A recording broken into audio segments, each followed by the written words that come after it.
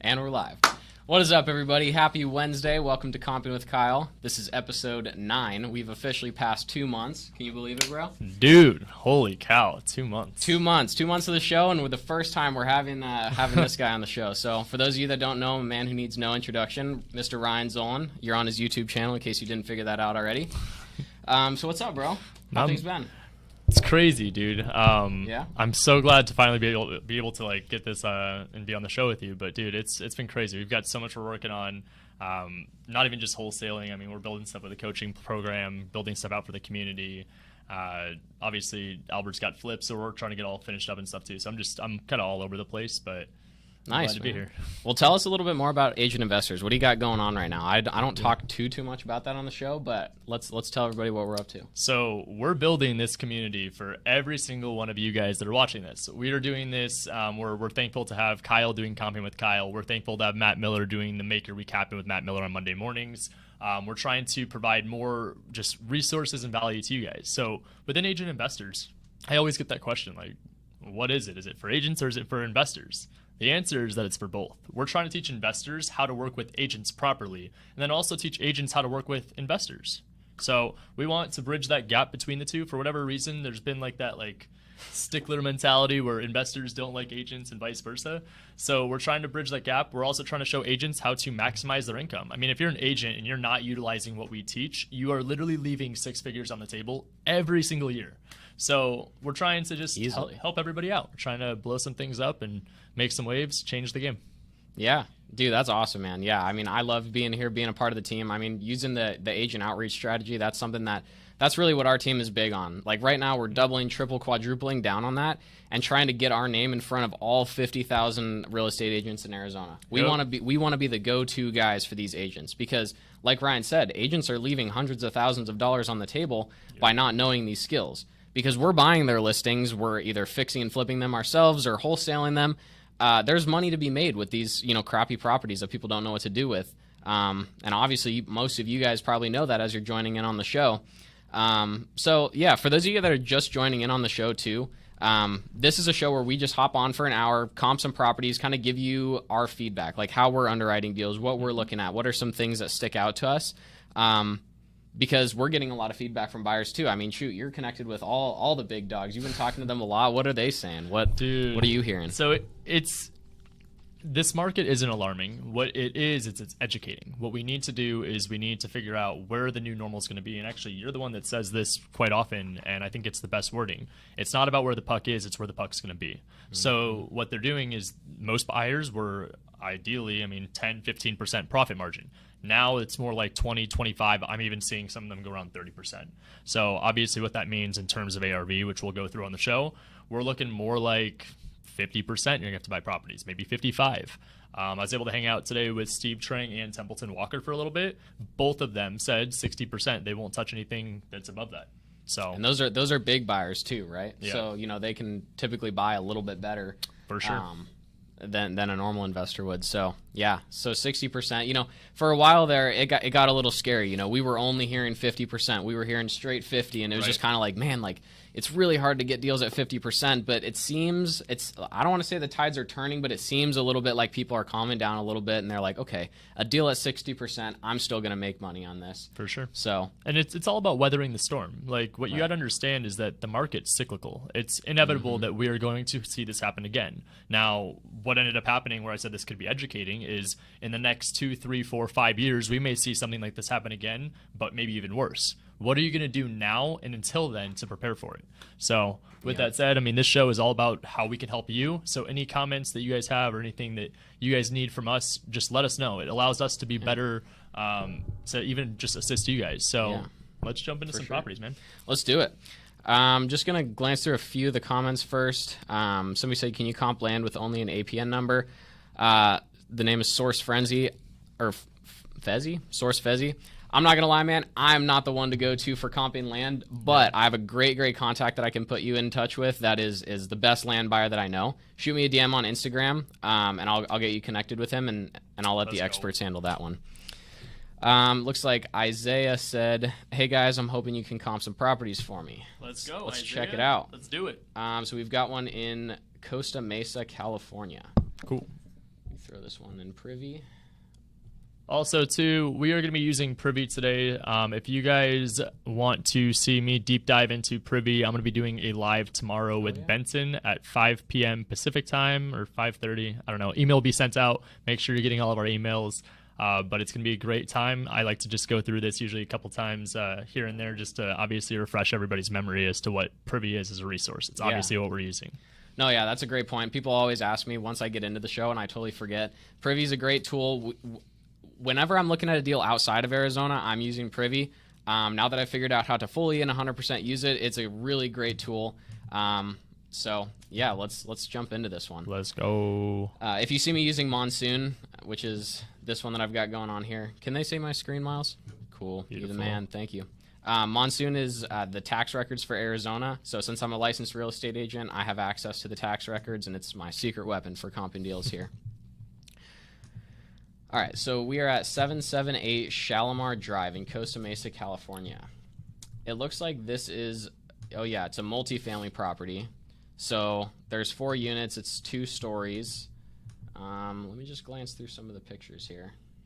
While you're doing that, just a side note with multifamily. So multifamily is tough because if the odds of you having something that's pretty comparable is pretty slim. So what you have to do is actually just look back and see what multifamily properties have sold recently and go as close as you can. And then from there, it's based on the pro forma if they can provide one. What's the cap rate? What are your buyers looking for? They're a little bit more complex than single family homes, but that doesn't mean that they are impossible. So. No, definitely not impossible, and it's something that we're trying to hone in our skills as well. Actually, me and Brandon were literally just on the phone. That's why we were 2 minutes late, because we were talking to an agent about an 8 unit here in Phoenix. And hey, elaborate for the sake of agent investors. You were on the phone with this guy, and he's like, shout out, by the way, Chris Vasquez. He's all like, do you know Chris Vasquez? And I walk by, and I'm like, yeah, we know Chris. And he's just like, well, are you going to his meetup tomorrow? And so we were able to make a connection just by a multifamily agent. And this agent now has a mutual connection, which you guys are probably going to meet up tomorrow. Yep. It's all about the relationships. Yeah, no, hopefully I'm going to be able to go out to the meetup tomorrow, meet him in person. He said he's got some possible land that he's going to be listing coming up. He does some single family stuff here and there. So, you know, just built a great relationship off of literally just a cold text. So, yeah, if you guys want to learn a little bit more about like the systems and processes that we're using, you guys really got to join the Agent Investors team, because what you guys are doing a call tonight, right?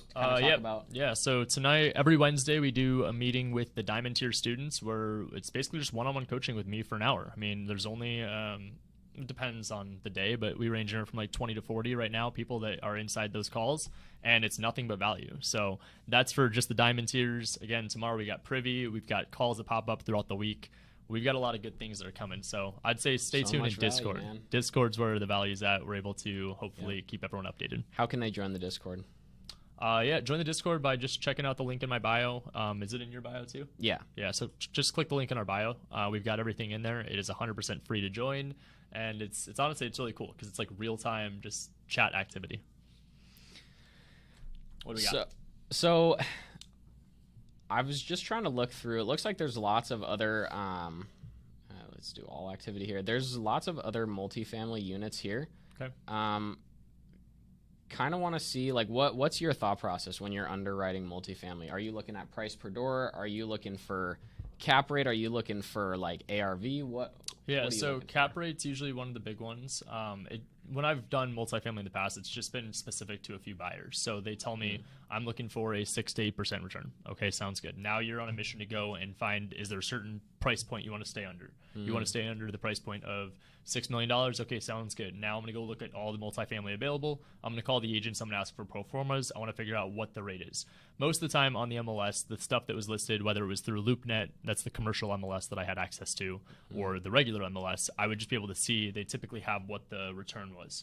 Now, obviously, it just depends if that's the true net return or gross. Right.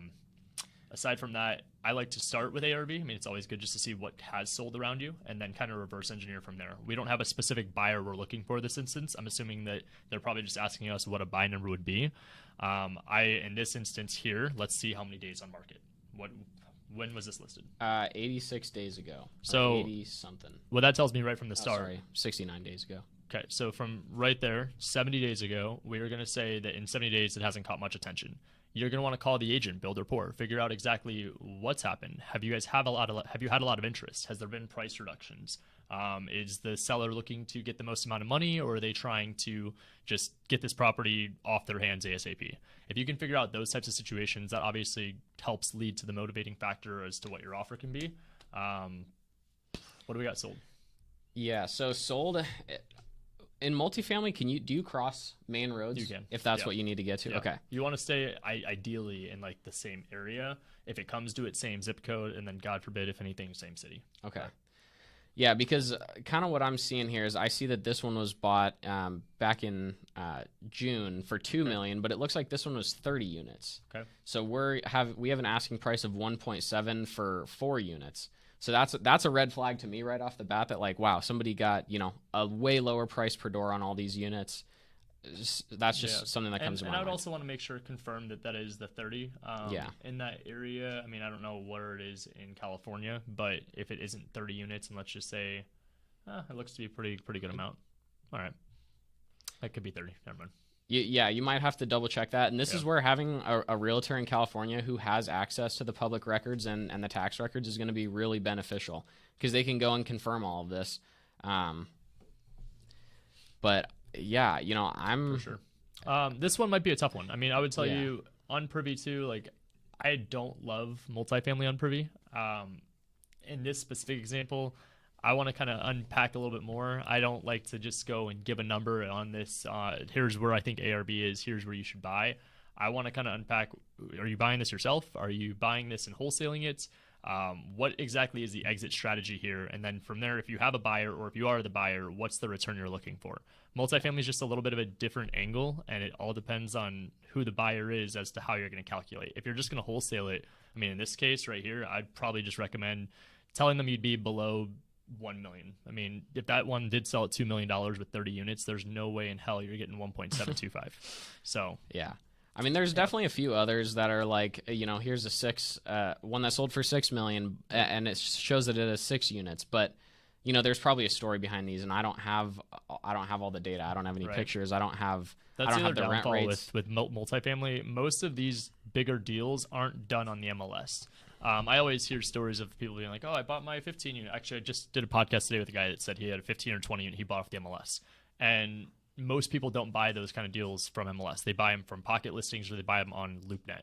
Those are the two main places for it. Those are the places where you can get the most accurate information. What I'd actually advise in this instance is either find an agent that specializes in multifamily, call the agent directly who's the listing agent, or 3, get a commercial broker involved. Yeah, for sure. I don't think I'm going to be able to give a solid buy number on this one. But just wanted to kind of walk through my thought process, because that's kind of what I want to provide on the show too, is like, what am I looking at? What am I thinking about? And I'm seeing, 4 units at 1.7 million. These are going to have some pretty high rent rates. Yeah. I would also want to be looking at, what are the units like? This 6 million one, are these like more of like, 3 bed, 2 bath, kind of like almost like townhome type of things? And are we 1 bed, 1 bath? Right. Like, there's so many different like variables that I would want to be checking. Are the tenants on like month to month? Are they signed long term? Is it vacant? Yeah. Are they locked into like a really low rent rate from the previous owner? Do the units need rehab? If so, how much?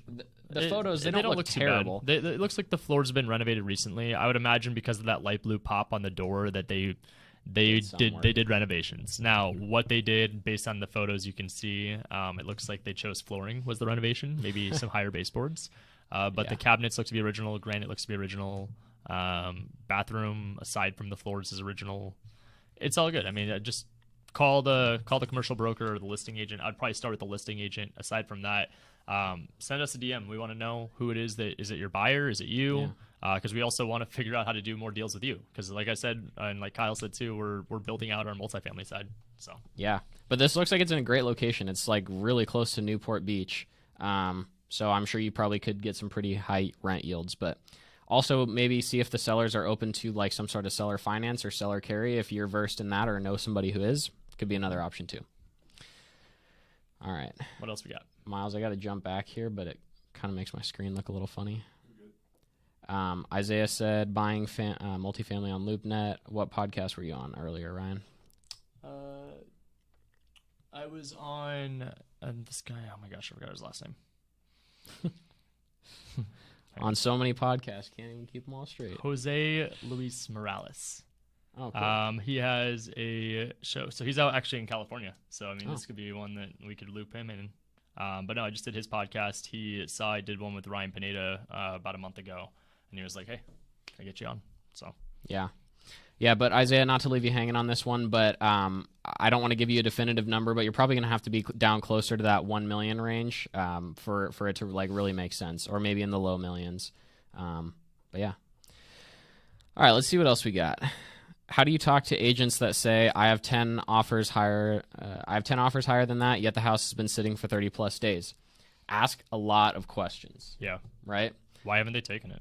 Why? Like what kind of offers are you getting? Oh, they're 10K below list. Oh, 10K below list. That seems like a pretty good offer to me. Am I missing something? And then who knows? There could be a wide array of things. It could be a really difficult client who refuses to take 1 penny less than what they say. It could be they're just waiting for the right offer.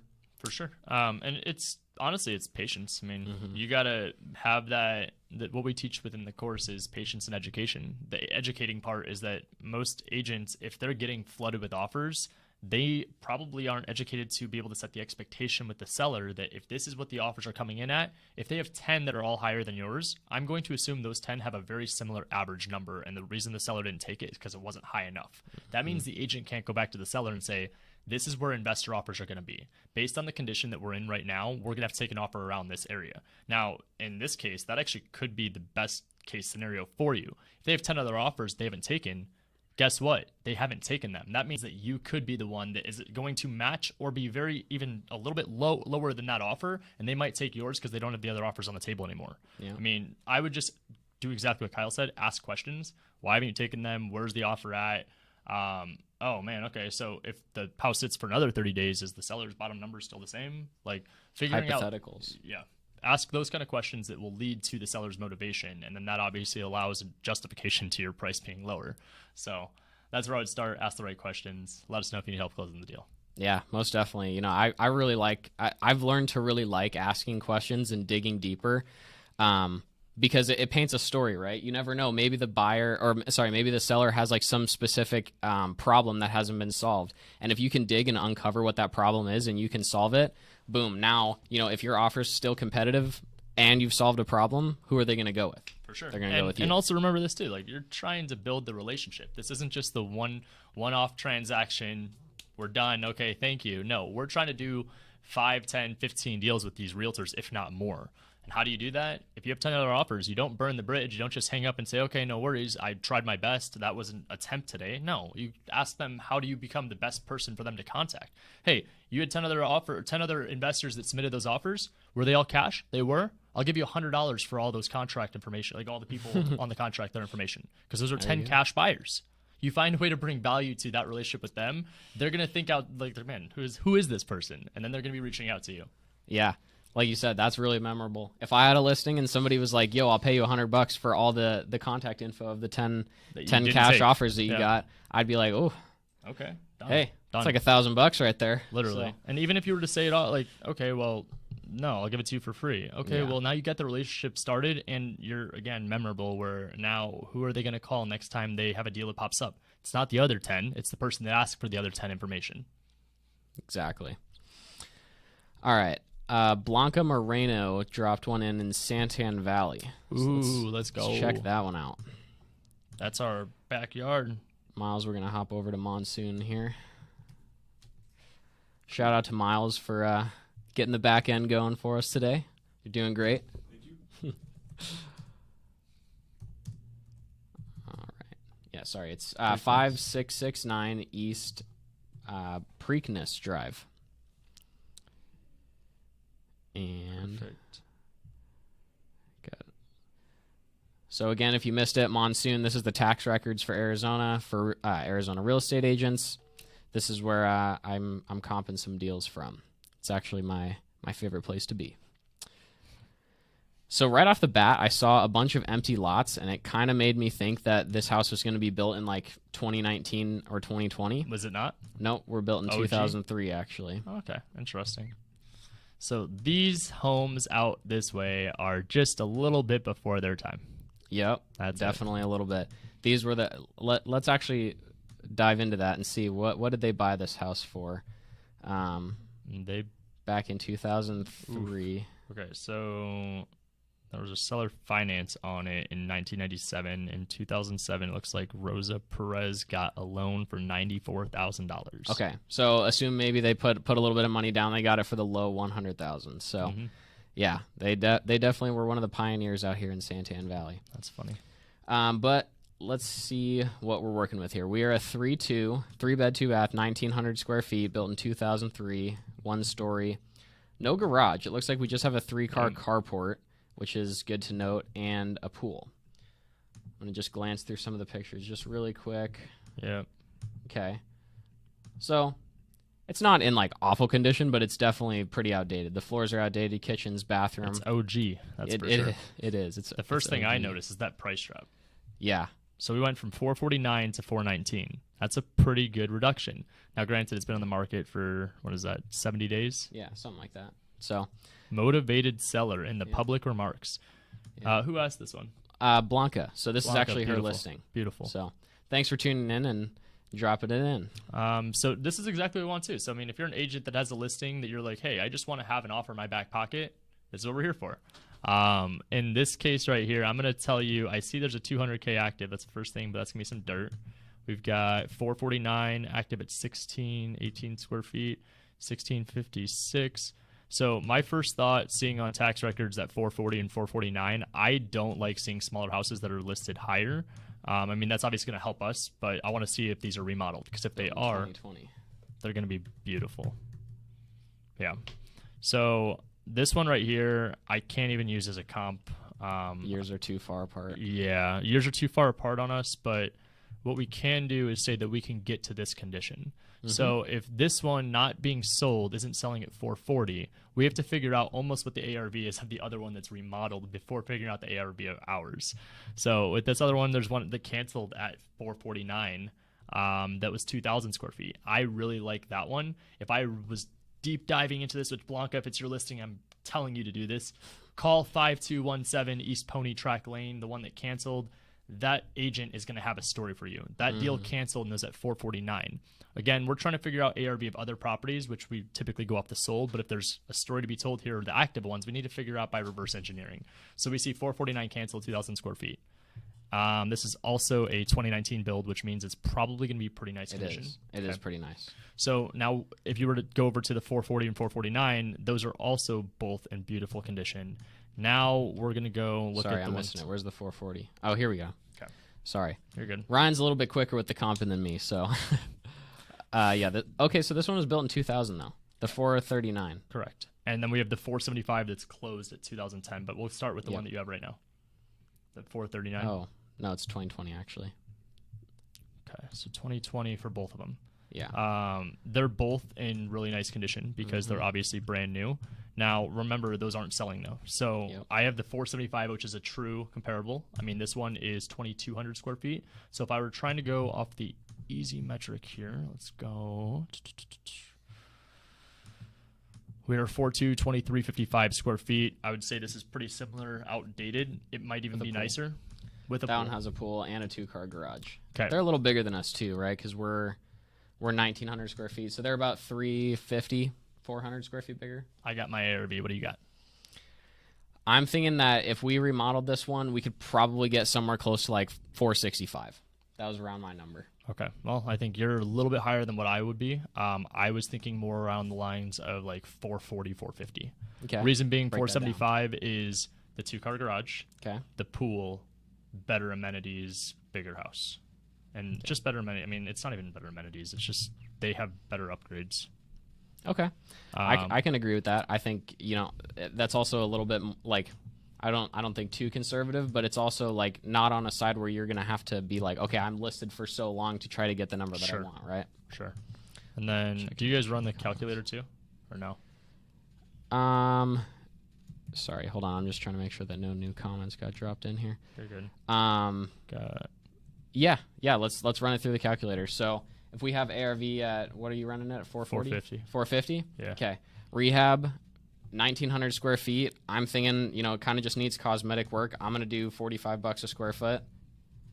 So I'm thinking like 80. Yeah, I had 75 initially. I'm putting 80. Minimum desired profit is going to have to be way higher. Yeah, we're going to need at least 15, maybe 20% on that. 75. Oh, man. Well, that's not a fun number to share. But based on the numbers we have broken down, ARV. I want to revisit rehab costs first. Okay, go ahead. Because originally I said 80, running it off $40 a square foot. It was built in 2003. So I normally plumbing electric's gonna be fine. Plumbing electric's gonna be fine. Roof is probably got another 5 to 10 on it if it was done right. If it's a flat roof, maybe not. But AC is not going to be, it's not a guarantee replace like some of the older homes. So I think we can maybe dial that back a little bit and maybe say you could get away with doing like 60 on this. Okay. So I mean, even at 60, our range of an offer is 245 to 265 realistically, because I know being in Santan Valley is good. I would say I'd feel confident going up to like 275, 280 on this one, but it would have to be under 300. Yep. So that's going to be the feedback from an investor standpoint. Does that mean they can't get that 420? I'm not saying no, but I'm going to say pretty damn close to no with the 449 and 440. I could tell you the way I'm going to think and how I would tell my buyer if I had a buyer representing in this case. For an extra $20,000, $30,000 more in a mortgage payment, which is amortized over 30 years, you're talking the difference of maybe $50, $60 a month. That difference in payment will get you a bigger house, or I guess smaller house, but better upgrades. So would you rather have a smaller house with newer build but better upgrades, or would you rather have the bigger house with less upgrades with more maintenance?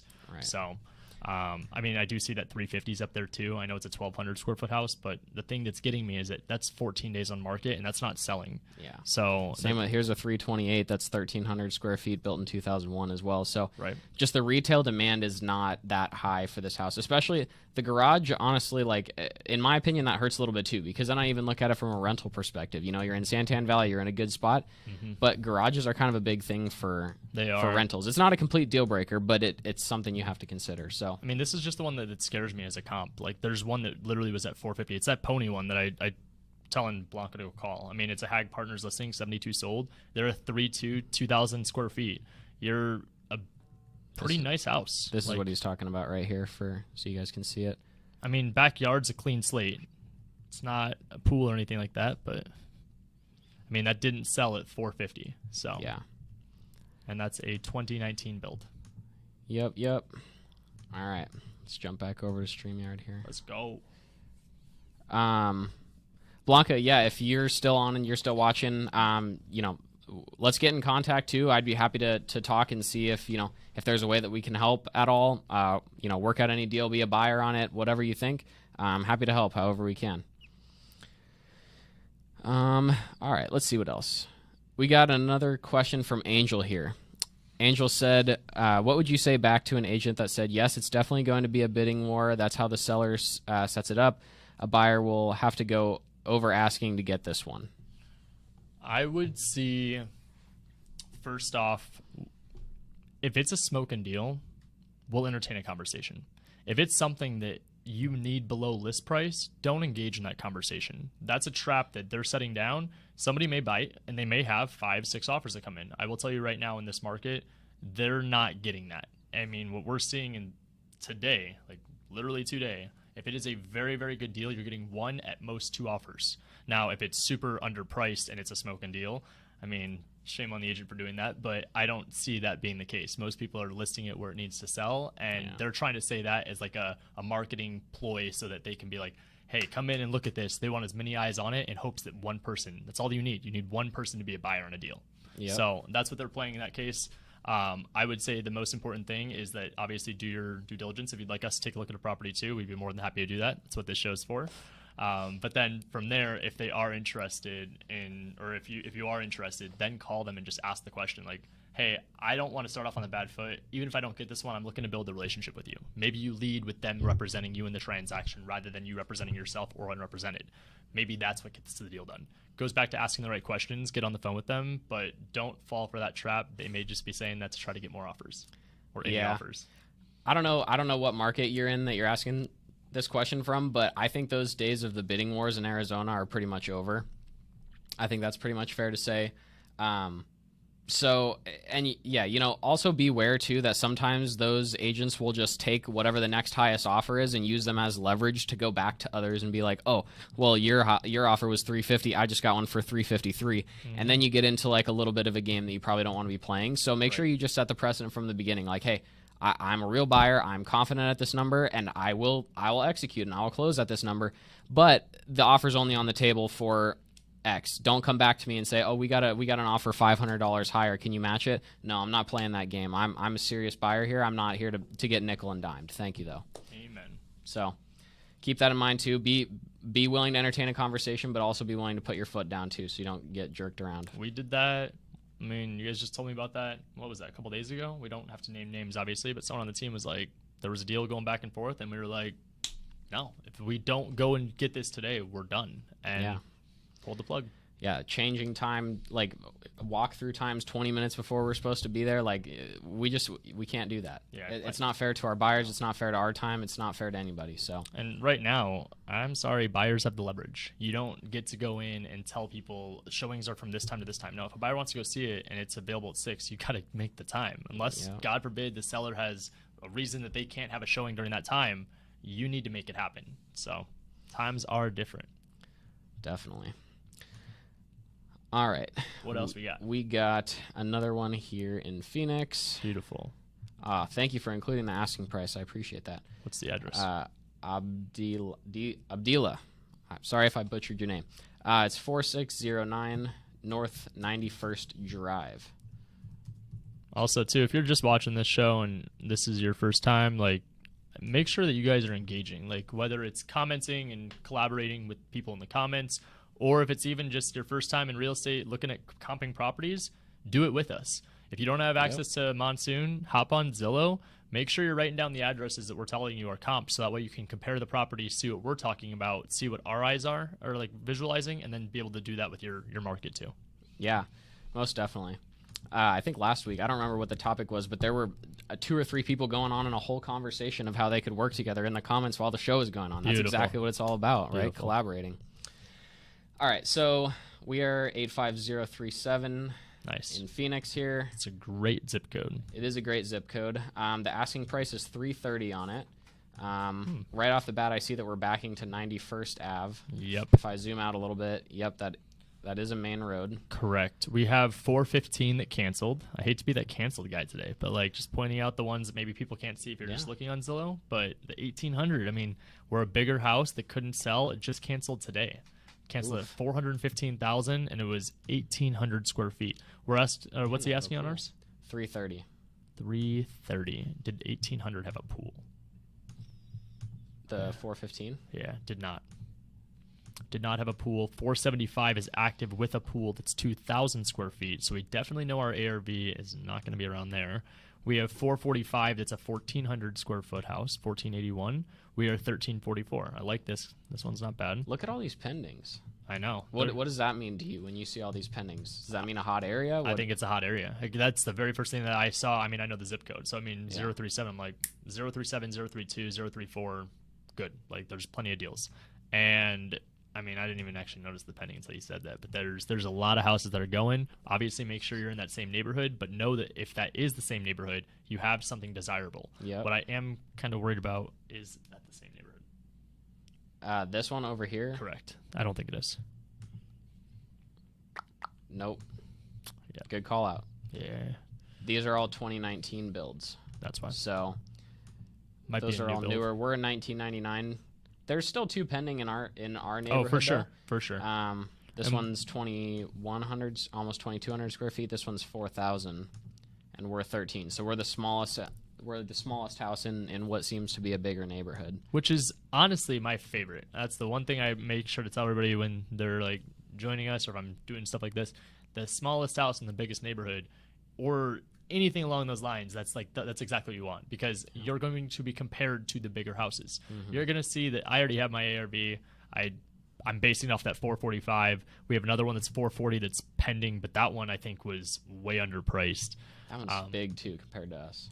That's my only concern, is that pending. But we have 445 that was back in June. I'm actually going to take off a pretty substantial amount, even though we're pretty similar in price. I'm probably going to say we're closer to like 415, 420. I kind of agree with that. And I'm also looking at this 345 here. That's 1,800 square feet with a pool. Yep. And that one sold in July 19th. I mean, we might even be lower. Like, honestly, my 415, 420 might even been just like promising. And the fact that we're on 91st, you know what, dude? I'm sorry, I'm wrong. I want to see who bought this one though. Something I always look at when I see like a unicorn, like an outlier low purchase. Like, okay, was that an investor? No, unless Normal sale, no. Unless that's a buyer. She bought it with 80 or 60K down. Looks like she did buy it with hard money though, so I don't know. Maybe it is a flip property. I would probably be calling this agent who sold this house and ask, hey, was this an investor that you sold this to? Because it was listed. Yeah, I'd dig a little deeper into that.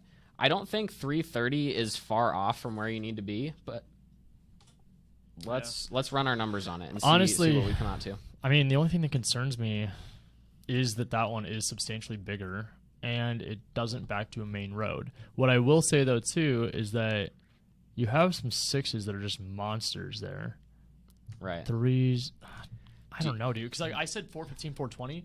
I'm not even gonna lie. Like, after seeing the 345, like. But I'm kind of assuming because she bought that with hard money, and that was the financing type that was specified on there. Yeah. I'm kind of feeling like it might be a flip, or an investor. Maybe they're doing a burst strategy. Maybe they're going to keep it as a rental. I don't know. I think that's a big observation that a lot of people don't always make in these deals too. So, like, the fact that you were able to identify that, I mean, you don't know until you call. You could always call that listing agent and say, hey, what happened? I think that's definitely the best approach to go. Start there, because that's going to determine whether my ARV is like 330 where they're asking, or if the ARV is 415, 420. If Samantha was a retail buyer and like she just, she was going to buy it, it was going to be a primary home, either one, she got an absolutely smoking deal on it, or it's a sign that the ARVs are dropping like rocks in here. But I don't think under 300K would be fair for a remodeled property.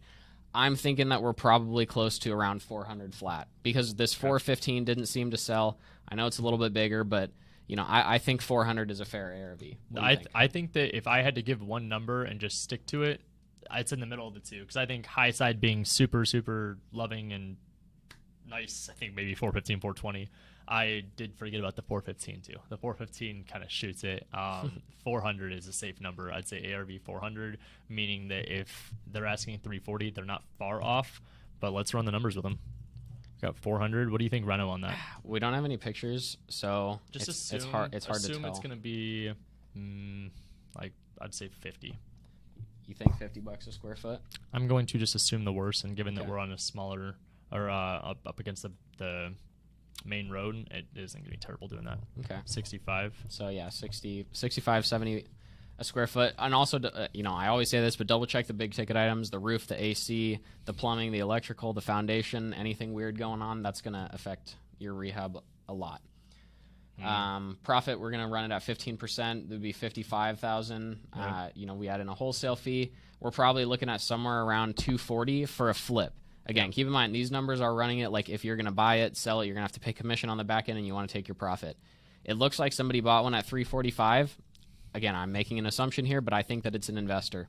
I would think that at 330, you might be able to find somebody who would buy it, renovate it, keep it as a rental, because it's in that lower 300 point. Correct. And I even think that even if they weren't looking to buy it as a rental, I think you could probably still find someone that would pay a little bit more than that 240 for us as a flipper. Yeah. I think you'd find some buy and hold person that would buy it around that 315, 325 range. Yeah. I think you need to be a little bit lower. I think you maybe need to go back and renegotiate, either try to close to like 300 flat maybe. Yeah. And also just be mindful. Like, you've got leverage here. Yeah. You're a smaller house, but then also you're backing the main road without a pool. So you really don't have many like wow factors from at least our first initial look at this. While I do say I like being the smaller house in the bigger neighborhood, it's for flips. For flips purposes only, I like that. As for primary, for rentals, for anything along those lines, no, it's not always the best. Yeah. So, especially backing the main road. Doesn't look like we have a pool. I didn't ever check that. But we don't. Okay, yeah. We do not. Cool. Well, that's a good one. hop back over to StreamYard here. Love they're throwing some Phoenix ones at us. And also, too, like, if you guys are out in Phoenix, let us know how we can be a resource. Like, we do monthly meetups. We always want to collaborate. We want to find ways just to bring value for you guys. So whatever it is that you guys need from us, just let us know. On that note, Source Fezzi said, how can I become a part of the Zolin group?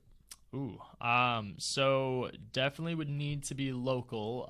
We're not actively hiring at the moment. What I always say, though, is if the right opportunity did come, I wouldn't turn away the right person. So send me a DM on Instagram. We have a whole process to go through, but I just want to get to know you a little bit more before I were to even give you an opportunity to send an application. So send me a DM.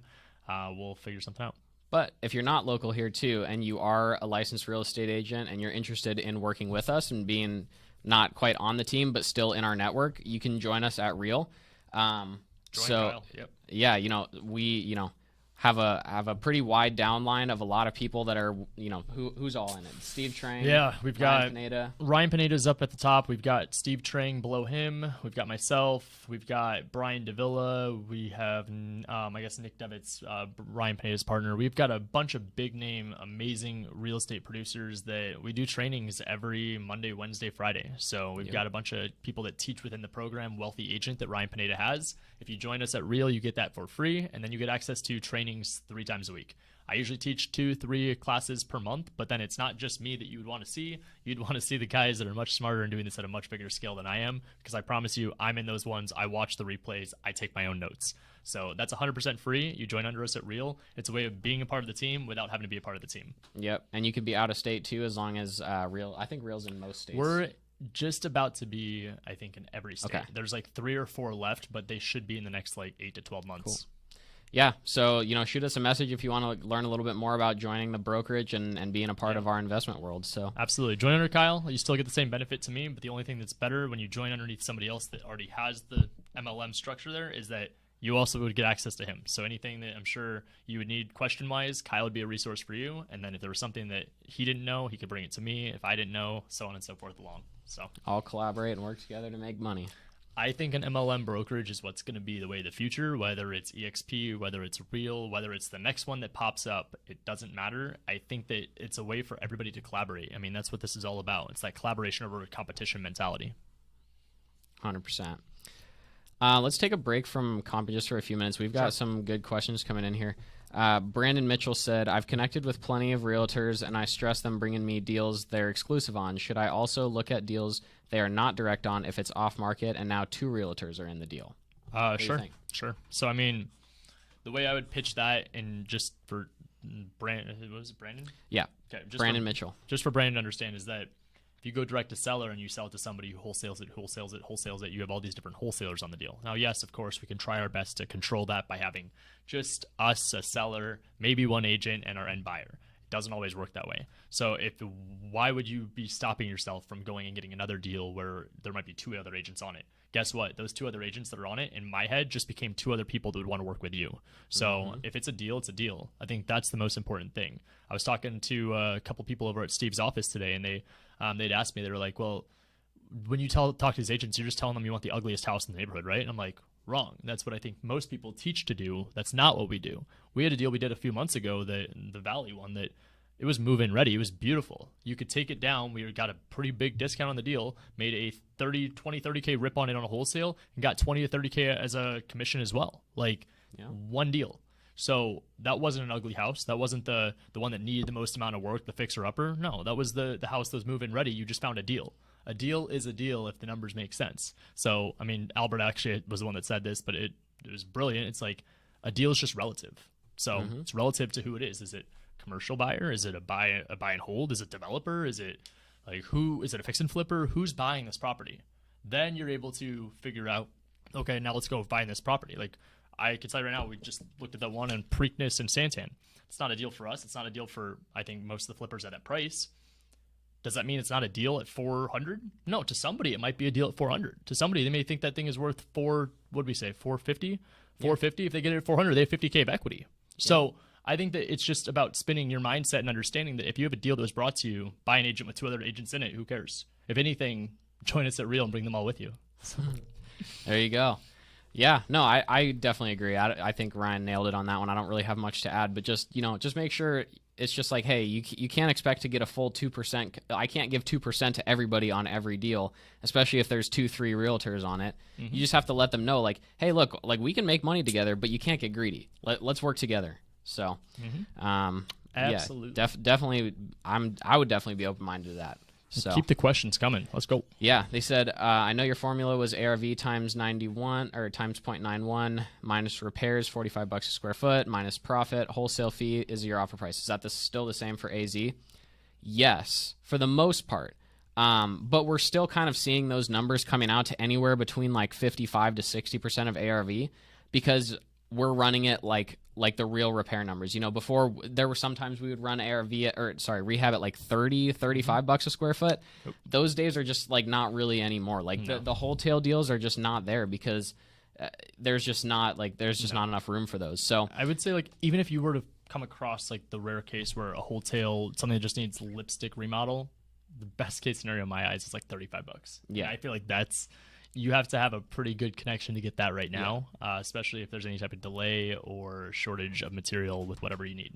Especially for on-market deals. I actually, let me backtrack a little bit. If it's an off-market deal, the property's never been on market for the past couple years, whatever, and it's a wholesale, those are still valid. But we work on the MLS, right? So we can't come and see, okay, there's something, I could put 20, 30K into this turnaround and sell it for 100K higher. No, because buyers have so many options now, that scarcity isn't there. So, yes, that's the long answer. But yes, essentially that is still our same. That's still our same model for running numbers. Yep. Brandon, I didn't see your follow up here. He said I had a realtor bring me in off market properties. He's not direct on them, so he'd be my buyer rep. Should I look at these type of deals? Oh yeah, we already went over that. 100%. Yeah. 2 realtors in a transaction equals Beautiful. Friction. No. Nah. Just be open minded to working together. And the most traditional transactions, there's a seller, buyer, buyer's agent, seller's agent. There's already 2 agents in most transactions. Yeah. Look, actually, you guys are already killing it. Graydon and Brandon are going back and forth here. Let's go. Angel said, I'm in Little Rock, Arkansas. Let's go. If you guys are in Little Rock, hit up Angel. Let's go. Let's see what else there was here. How do you know the square foot of repair in a market you're not familiar with? That's tough. You want to know the very, very short, easy answer? Find buyers there. Ask them what their rehab costs are. That's literally it. Aside from that, you can call a contractor, but don't be the person to call a contractor to get a bunch of bids on properties and then waste their time and not pay them. Yeah, so 100%. I mean, if you were to even go to a contractor, I would almost encourage you to offer to pay and just say, hey, I'm trying to learn rehab budgets, but if you're never having the intention to actually fix and flip, just don't waste their time. Take his strategy, much quicker, much easier, and efficient. Yeah, 100%. These days, honestly, buyers are, the source of a lot of answers for us, right? Sure. If we're unsure about something, I'll text one of my buyers that we have a really good relationship, sold a lot of deals. Hey man, I need a little bit of help. Can you help me out on this? And I trust them and know them enough to not like inflate anything or try to, screw us over or be like, oh yeah. Oh, I need this, 20K lower. And then they're going to try to, that doesn't happen. So build good relationships, ask good questions, and they'll help you out. That's it. Brandon, thanks, man. He said, "Thank you, fellas. In my market, you've got to look at a lot of properties because they're savvy. And I was thinking, don't miss a deal because of the structure. Initial, tough. Thanks, and I love your Discord, fellas. Thanks, bro. Thank you, man. We really appreciate it." Let's see, Jasmine, first time here. Would definitely like to work with agents. What video covers the basic? Oh, okay. So they're just asking for like a YouTube video to cover the basics before joining Agent Investors. Sure. Yeah, I would start. Honestly, this is where I feel like I don't want to be contradicting, and I'm trying to be like the most level-headed possible. But don't be the one caught in like the analysis paralysis. If you're looking for one video, you're here right now. I would say the next thing you need to do is you need to get in the Discord. I challenge you to go out there and just be active.